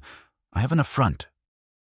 Kramer gave me a look that said he'd rather be cleaning sewers than indulging Wolfe again, but he left the file. When the door shut behind him, Wolfe stood over the open portfolio for a long time. You think Danning's alive? I asked quietly. He didn't answer right away. Then, if he is not, he has arranged his ghost with remarkable precision. I lit a cigarette. You realize, if you're right, this case goes from a business scandal to a resurrection. He gave a faint, satisfied grunt. The distinction is semantic. By late afternoon, Saul Panzer had his list. We gathered around the desk, 4 names that hadn't been mentioned before. The last one made Wolfe's eyes narrow. Dr. Max Rudd, he murmured. Head of research. He protested innocence too quickly during your interviews, Archie. Yeah, he looked like a man trying to hide under his own tie. Indeed. And yet he escaped scrutiny because others cast longer shadows. Typical of mediocrities. They thrive in the shade. Wolfe tapped the letter with one finger. He wrote this. The syntax is too calculated, the tone too clinical. He admired Danning's intellect, envied it, and sought to preserve its legacy as his own. So you think Rudd faked the suicide note, stole the rest of the formula, and slipped it back to Kramer as a warning? Wolfe nodded once. An act of arrogance disguised as reverence. He imagines himself custodian of genius. It will undo him. What do you want me to do? Go to his apartment, Wolfe said. He will not be there, but he will have left something. People who believe themselves guardians cannot resist monuments. Saul and I drove to Rudd's address on West End Avenue. The doorman remembered him leaving early that morning, with a calm I didn't like. Inside his suite, the air was stale with disuse. On the desk sat a small locked case. No papers, no letters, just the case, and next to it, a single test tube sealed with wax and labeled in Danning's handwriting. Found it, I said. Saul whistled. Guy wanted to be caught. We brought it back to the brownstone. Wolfe examined it under the lamplight, holding it as reverently as a scholar with an ancient scroll. This, he said, is not a formula. It's a message. He tilted it, revealing a folded scrap of paper inside the tube.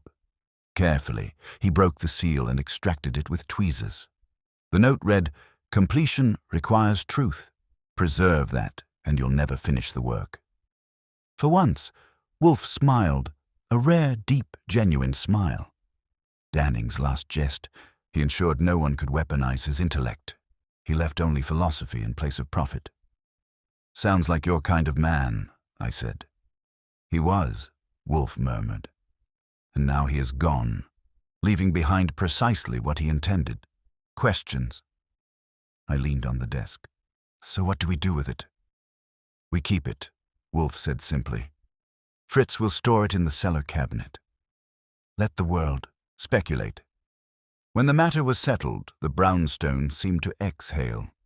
Wolfe returned to his chair, poured himself a beer, and stared into the glass as though it held the city's secrets. You know, Archie, he said at last, there is something admirable in futility done with grace. Danning achieved that. He destroyed ambition by making knowledge self-defeating. I smirked. And here I thought you hated sentiment. Not sentiment, Wolfe said, taking a sip. Precision, even in irony. He leaned back, closing his eyes, already retreating into that serene fortress of intellect that nothing could breach. Outside, the sun bled slowly behind the skyline, and for the first time in weeks, the brownstone felt whole again, its balance restored, its master at peace, and the world outside once more, too trivial to disturb him. The next day passed like a hangover without the liquor. There was quiet in the brownstone, the kind that wasn't quite rest but wasn't work either. Fritz had declared it a day of culinary stillness, which meant soup and silence. Wolfe had spent the morning upstairs with the orchids, attending to them as if the previous weeks hadn't unfolded into a tangle of fraud, murder, and posthumous riddles. I'd learned long ago that when he retreated like that, it wasn't to rest. It was to reassemble the world in his head until everything aligned.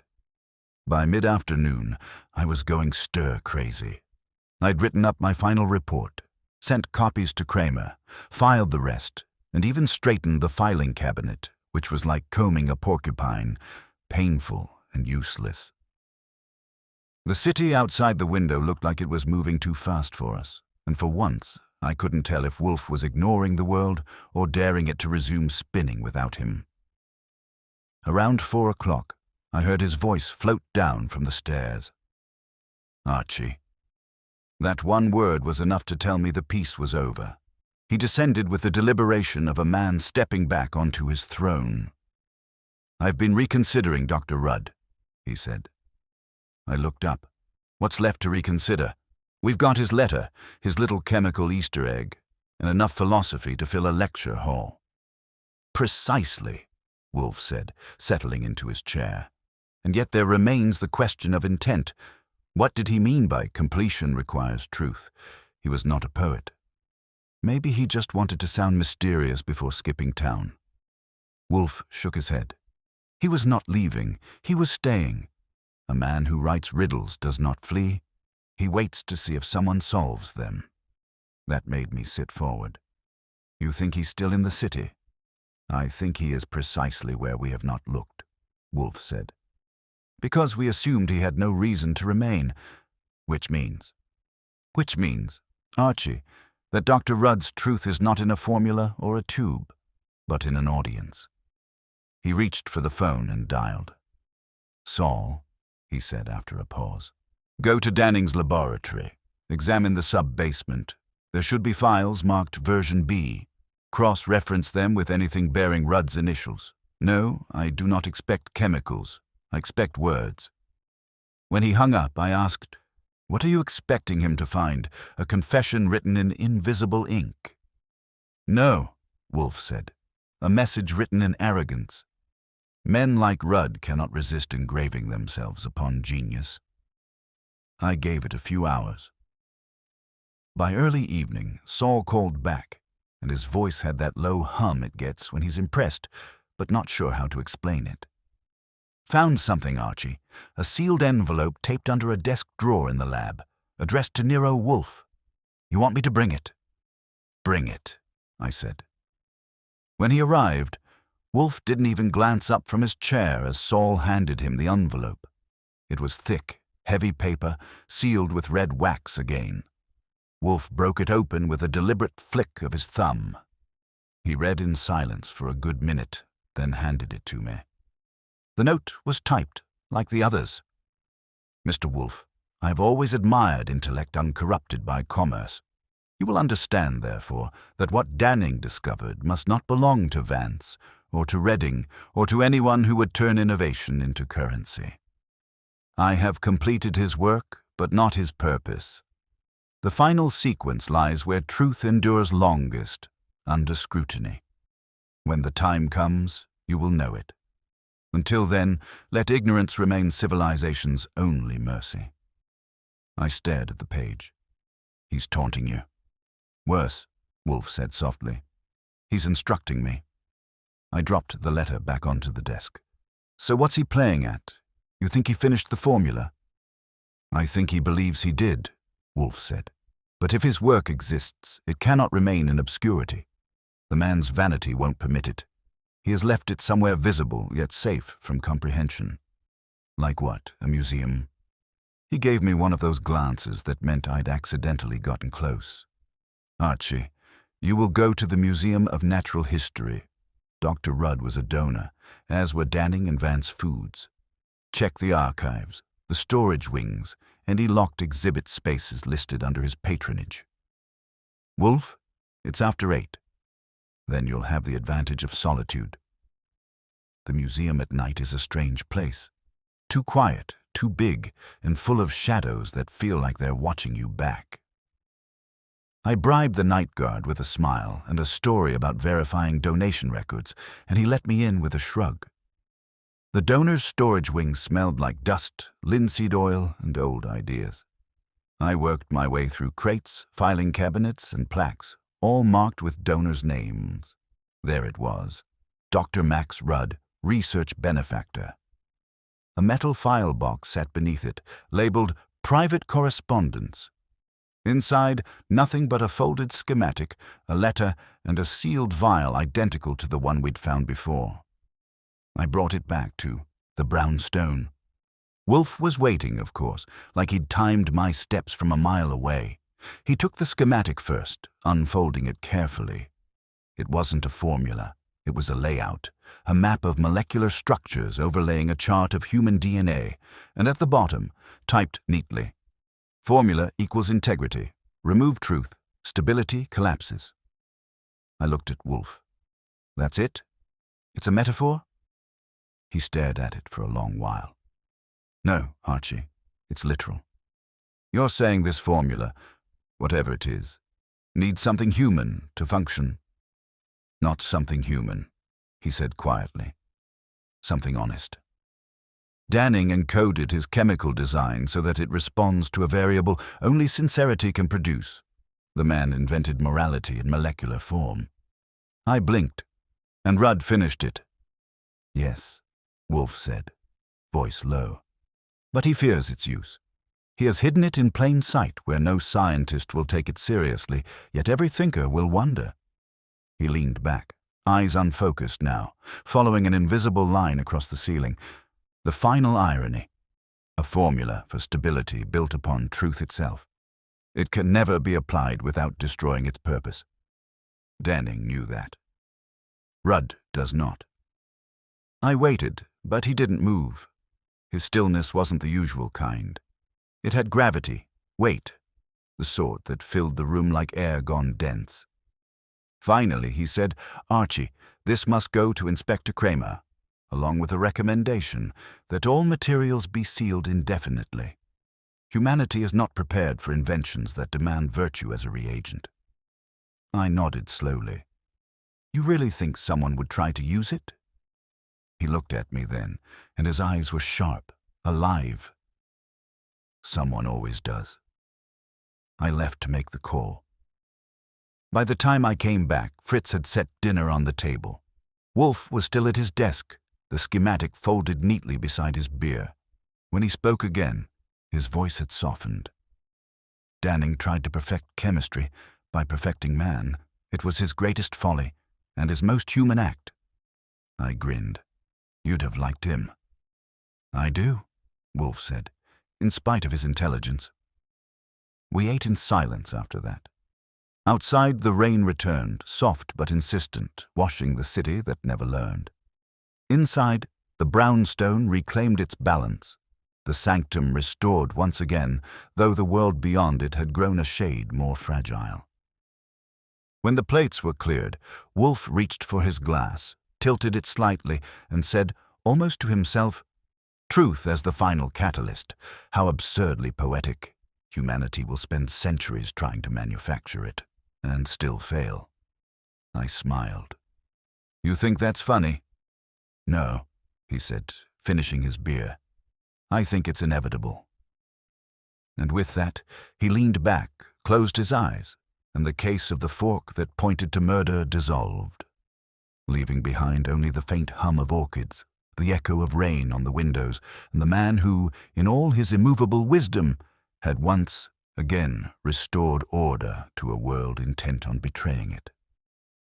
The following day began as they all do after Wolfe's mind has digested a mystery, quietly, with an air of recovery that made the brownstone feel like a monastery. I woke late, made it halfway through breakfast before realizing Wolfe hadn't rung for me, and took that as a mercy.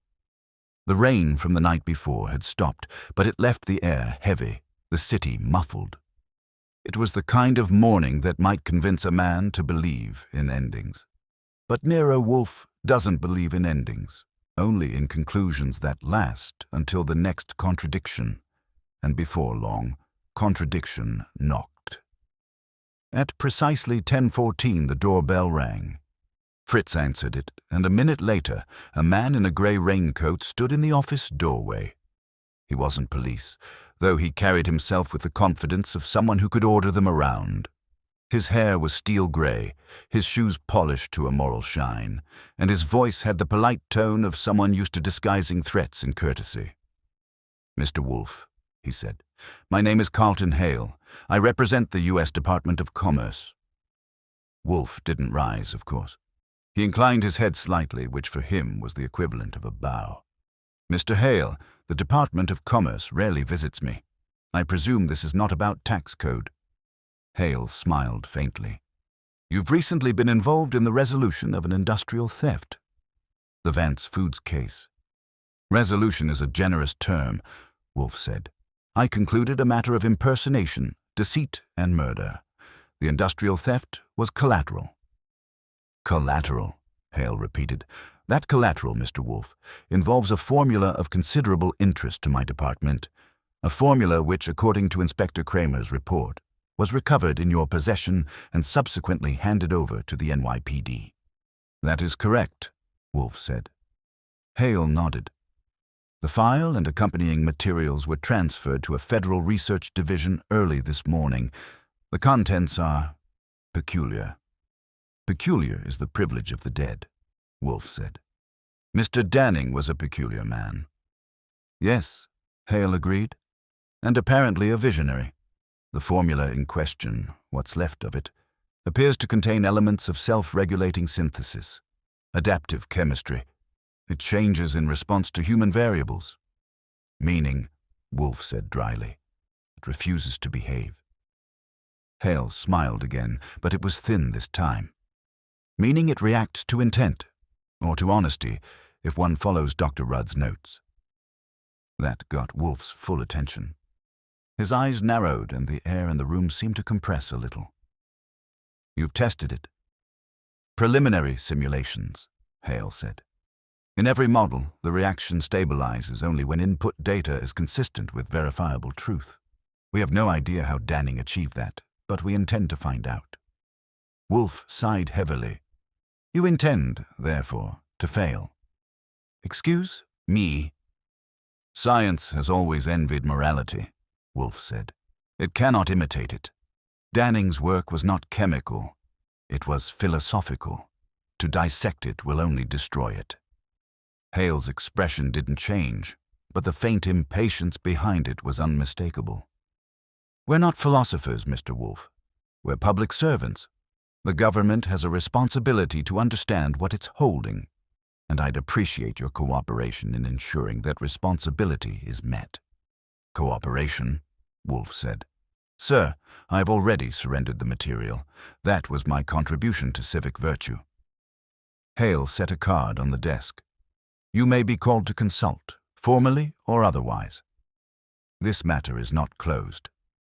When the door shut behind him, the silence that followed was heavier than his words. Wolfe sat immobile for nearly a minute. Then he reached for his beer.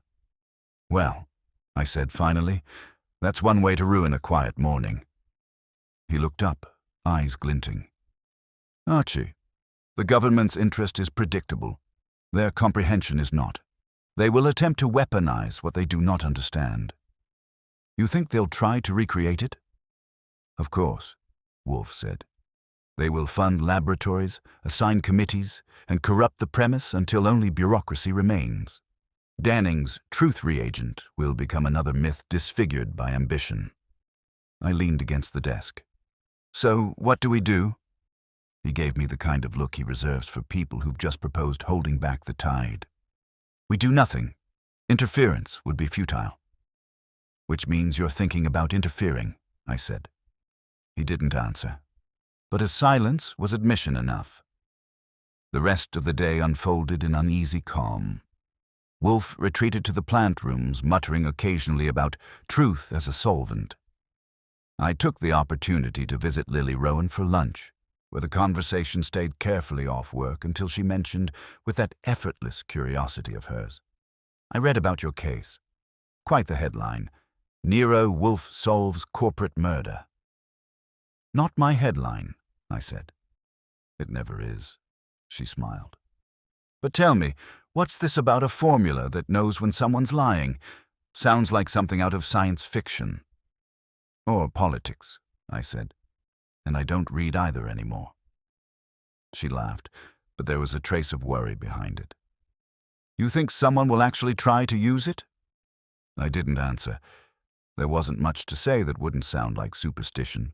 But when I got back to the brownstone, Wolfe was waiting in the office, and I could tell he hadn't been idle. I've been thinking, he said, about Danning's principle. A formula that responds to truth is a contradiction only for liars. But in the hands of power, it becomes tyranny. Meaning Hale and his boys, I said. Meaning anyone who believes they can quantify honesty, he replied. It is the ultimate temptation to measure conscience.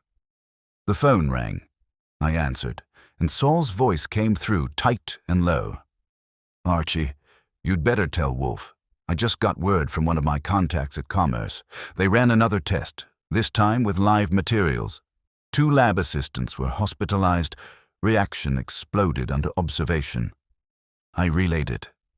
Wolfe's expression didn't change, but the tension in his jaw deepened. They will blame Danning, he said softly. Or Rudd. Or perhaps even Miss Vance. Never themselves. What happens now? I asked.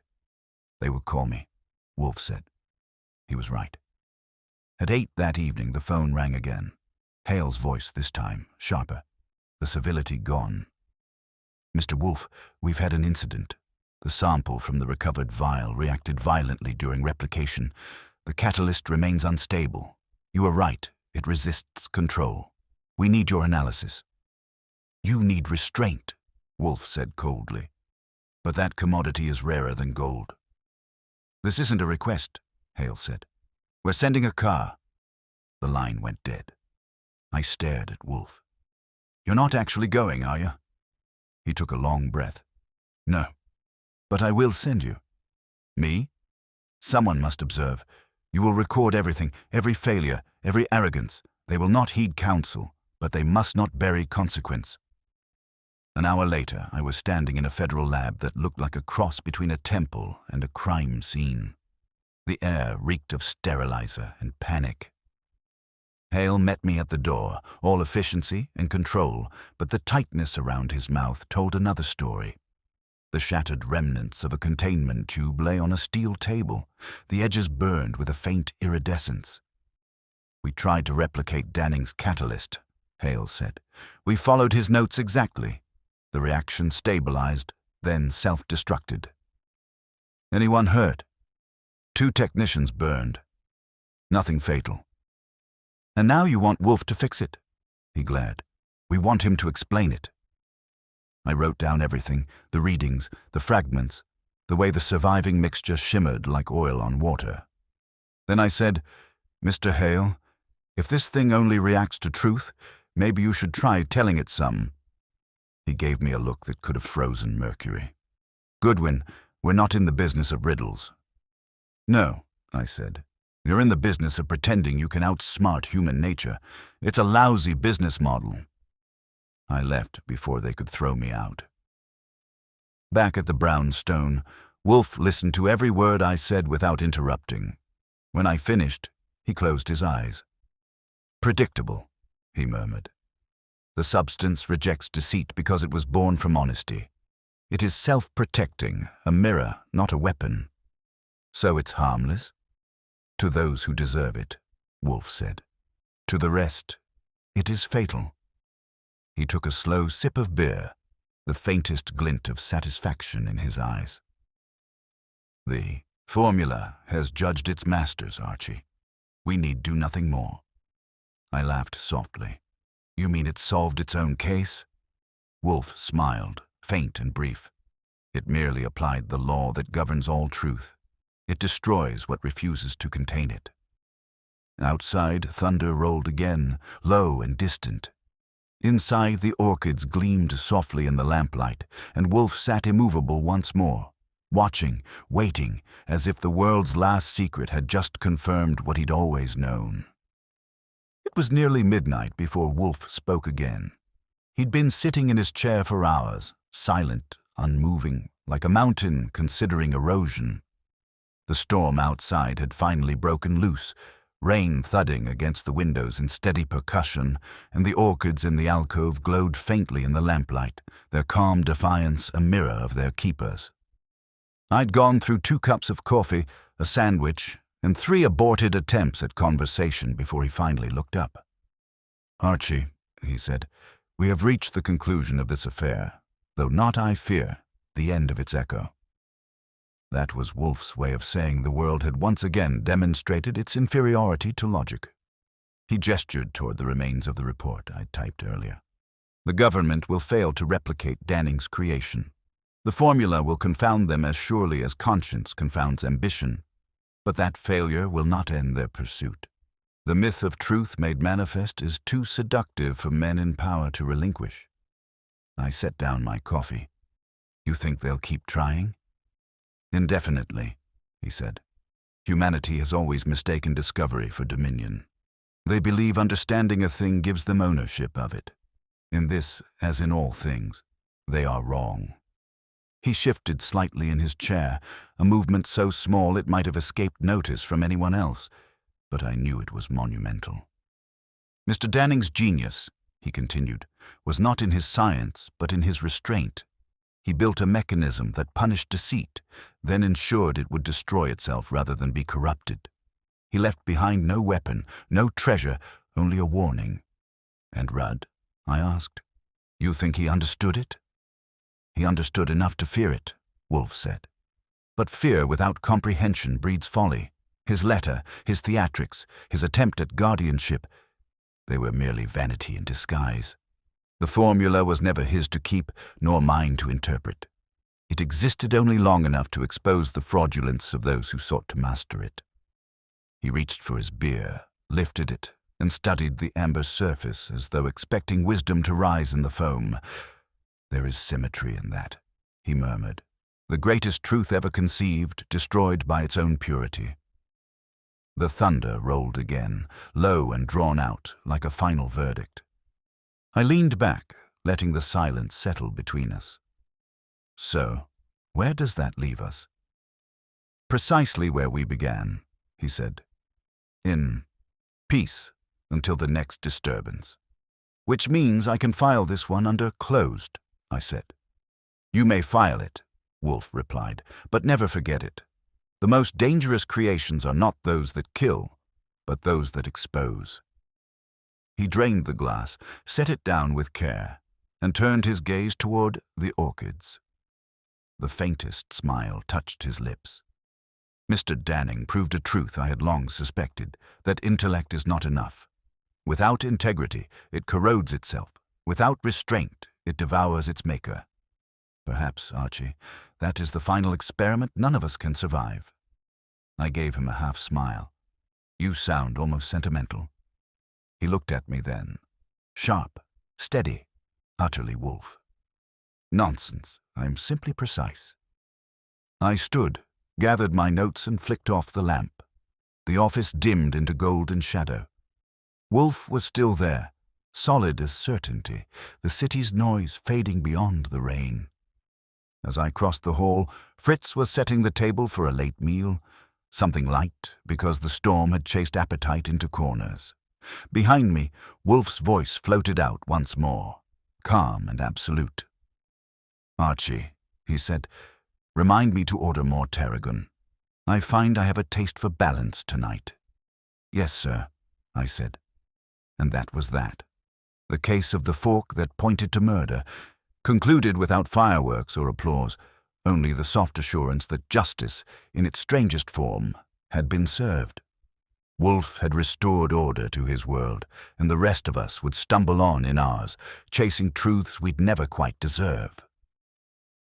When I turned out the lights and heard the rain ease against the windows, I caught myself smiling, because somewhere in the rhythm of that storm I could almost hear Wolfe's verdict lingering like the echo of a final theorem, unshakable, inevitable, and perfectly true, perfectly true, perfectly true, perfectly true, perfectly true, perfectly true, perfectly true, perfectly true, perfectly true, perfectly true, perfectly true, perfectly true.